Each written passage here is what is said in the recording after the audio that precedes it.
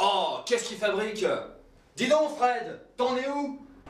Eh ben devinez quoi? Je suis à Mexico, où je viens de passer les plus belles vacances de ma vie, avec beaucoup de muchachos et de muchachas. Justement, je m'apprêtais à me rendre à l'aéroport pour rentrer à Paris. Bah mon vieux, t'es pas prêt d'être arrivé? Bah, pourquoi, Jamy? Bah Fred, me dis pas que tu lis pas les journaux. Eh oui, le volcan Everest est rendu. Le volcan en Islande empêche le trafic aérien de se dérouler normalement. Et ainsi, 45 000 personnes dans le monde se retrouvent bloquées dans des villes comme New York, Los Angeles, Boston, Tombouctou, Meudon ou même le Bourget. Mais en fait, Jamy, comment ça marche? Je vais t'expliquer, Fred. C'est très simple. Regarde. Il y a un monsieur très riche qui veut prendre l'avion.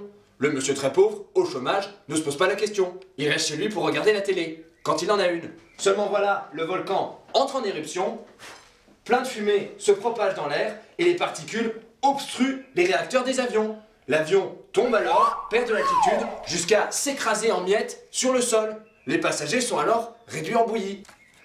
L'avion et tous ses passagers crèvent, sauf le riche qui a réussi à avoir un parachute. Le pauvre, lui, meurt aussi, parce qu'il n'a pas de quoi s'acheter une alimentation convenable. Jamy, regarde un peu où je suis. Je suis sur les flancs du volcan islandais. Je sais pas si tu m'entends très bien parce qu'il y a un boucan d'enfer ici. On est juste à côté du cratère. À côté de moi, du bambou qui a poussé grâce au déversement des cendres sur les flancs de ce volcan. J'avance doucement parce qu'il fait très très chaud ici. Fou! Eh ben dis donc, cette petite ascension de volcan, c'était pas de la tarte. Ah, mais justement, on retrouve notre ami volcanologue, le professeur von Christenborg. Alors professeur, la question que toute l'Europe se pose, est-ce que ce volcan est dangereux? Ya. Eh ben merci professeur. Dis donc Jamy, je me posais une question.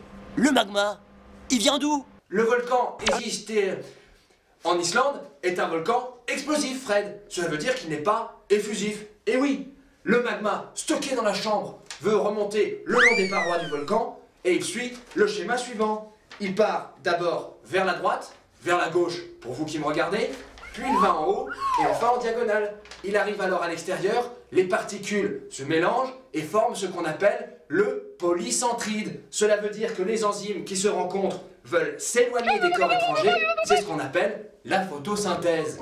Seulement voilà, Mais dis donc Jamy, je pensais à un truc.